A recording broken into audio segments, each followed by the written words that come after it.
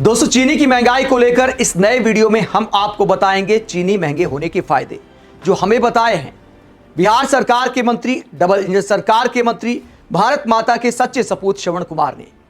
तो चीनी की महंगाई के आखिरकार क्या फायदे हैं?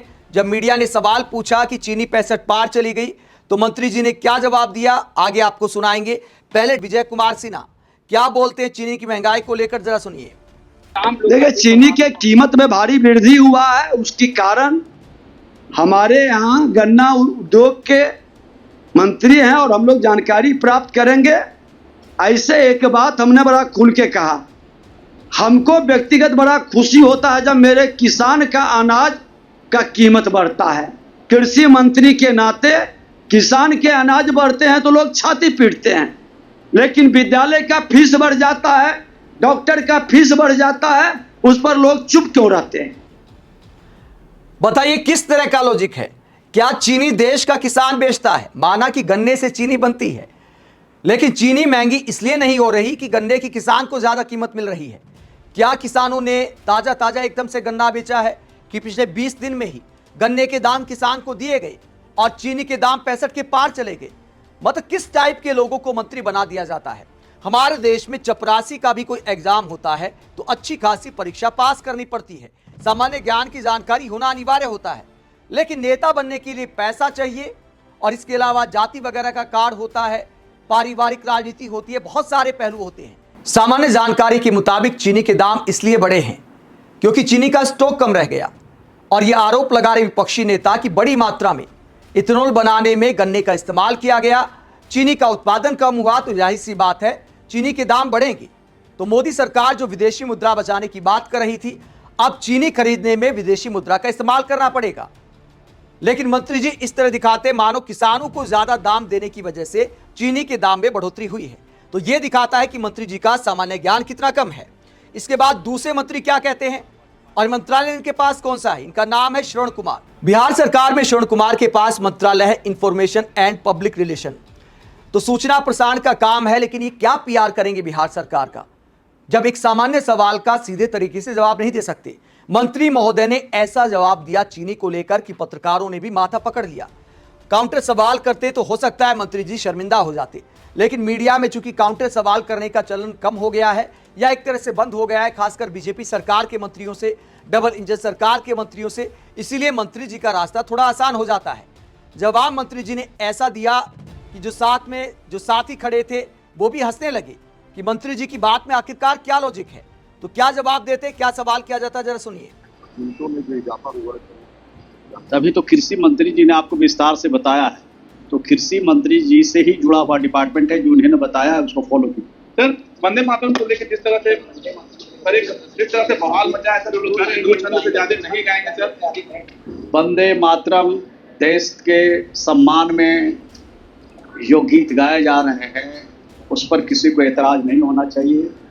जो लोग एतराज कर रहे हैं वो देश के और देश की जनता का सम्मान नहीं कर रहे हैं।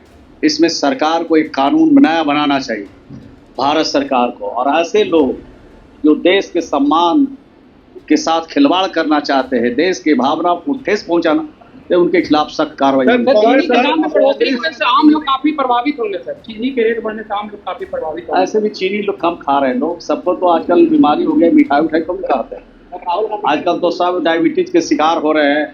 तो मैं समझता हूँ कि चीनी के दाम के बढ़ोतरी से कोई फर्क पड़ने वाला है। तो मंत्री महोदय कहते हैं चीनी के दाम बढ़ने से कोई खास फर्क नहीं पड़ेगा।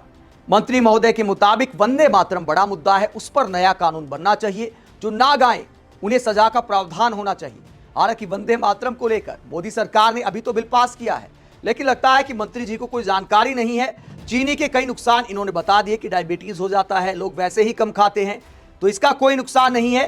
फायदे बता रहे मंत्री जी कि लोगों को वैसे ही कम खाना चाहिए, तो चीनी के दाम बढ़ने से कोई फर्क नहीं पड़ता। ऐसे बयानों को लेकर पब्लिक क्या कहती है? पब्लिक कहती है महंगाई पर सरकार का शायद यही नया फॉर्मूला है, फर्क नहीं पड़ता। एक मीम भी बड़ा वायरल होता है कि फर्क नहीं पड़ता। आगे पब्लिक कहती है चीनी महंगी, शुगर हो रही है, फर्क नहीं पड़ता। कुकिंग ऑयल महंगा, कोलेस्ट्रॉल और फैट बढ़ रहा है, फर्क नहीं पड़ता। चावल आटा महंगा, आम आदमी की थाली पर बोझ बढ़ रहा है, फर्क नहीं पड़ता। कम खाना चाहिए, कम पैसा खर्च होगा। पेट्रोल डीजल महंगाई और जीवन यापन का खर्च बढ़ रहा है, फर्क नहीं पड़ता। और जिस दिन हवा पानी भी महंगे हो जाएंगे तब शायद कहा जाएगा हवा की जगह धोखा खा लो, पानी की जगह गुस्सा पी लो। सलाम है मंत्री जी को, आम आदमी की परेशानी दिखे या ना दिखे, महंगाई तो हर रोज महसूस हो रही है। सवाल सिर्फ कीमतों का नहीं, जनता की थाली और जनता की जेब का है। तो मंत्री श्रवण कुमार के ऐसे बयान को लेकर पब्लिक कटाक्ष कर रही है, लेकिन ऐसे कटाक्ष से भी मंत्री जी की सेहत पर कोई फर्क नहीं पड़ता, क्योंकि उन्हें क्या फर्क पड़ता है। और ये तो बिहार सरकार के मंत्री हैं, जब वित्त मंत्री से सवाल किया जाता है वो खुद कहते हैं मैं प्याज नहीं खाती, मुझे क्या फर्क पड़ता है। संसद में ऐसा बयान दिया था। मैं इतना लहसुन प्याज नहीं खाती हूँ जी, सो डोंट वरी। मंत्रियों के साथ साथ क्या देश की जनता को वोट डालते वक्त इन मुद्दों से फर्क पड़ता है? इस पर पप्पू यादव क्या कहते हैं? चीनी की महंगाई को लेकर जब सांसद पप्पू यादव से सवाल किया गया तो उन्होंने क्या बोला, जरा सुनिए। चीनी की कीमत में उछाल आई है भारी। अच्छा एक बात बताइए, महंगाई पर पब्लिक को कोई मतलब है?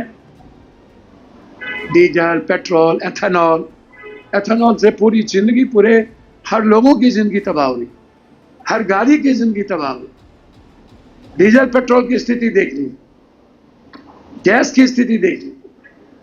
आप जिधर हाथ डालेंगे महंगाई देखेंगे।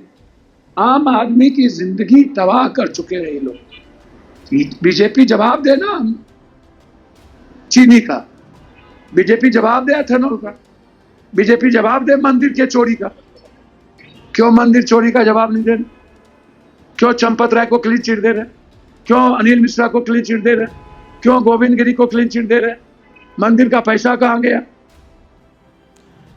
तो पप्पू यादव चीनी से लेकर चंदा चोरी का मुद्दा उठाते हैं और यह भी सवाल उठाते हैं कि क्या पब्लिक को भी वाकई ऐसे मुद्दों से वोट डालते वक्त फर्क पड़ता है। इसके बाद आम आदमी पार्टी ने क्या सवाल उठाया है, इथेनॉल के मुद्दे को आगे बढ़ाते हुए केजरीवाल ने भी कल एक बयान जारी किया था। अब आम आदमी पार्टी क्या कहती है, जब खबर सामने आती है कि 25 लाख टन चीनी लायक गन्ना इथेनॉल में गया, चीनी 40% महंगी, तो इस खबर को शेयर करते हुए आम आदमी पार्टी क्या कहती है। मोदी जी की वैज्ञानिक सोच का कमाल देखिए, गन्ने से इथेनॉल बनाकर आपकी गाड़ी में डाला जिससे गाड़ी खराब हो रही है। अब उसी इथेनॉल बनाने की वजह से चीनी बनाने लायक गन्ना बचा नहीं तो चीनी महंगी हो गई। अब नौबत यह आ गई है कि बड़ी मात्रा में चीनी आयात करनी पड़ रही है। इस तरह मोदी जी का कहना है कि पहले इथेनॉल बनाकर विदेशी मुद्रा बचाई, अब उसी मुद्रा से चीनी खरीदेंगे और फिर कोई सवाल पूछेगा तो मोदी जी उसे दिमागी नक्सल कह देंगे।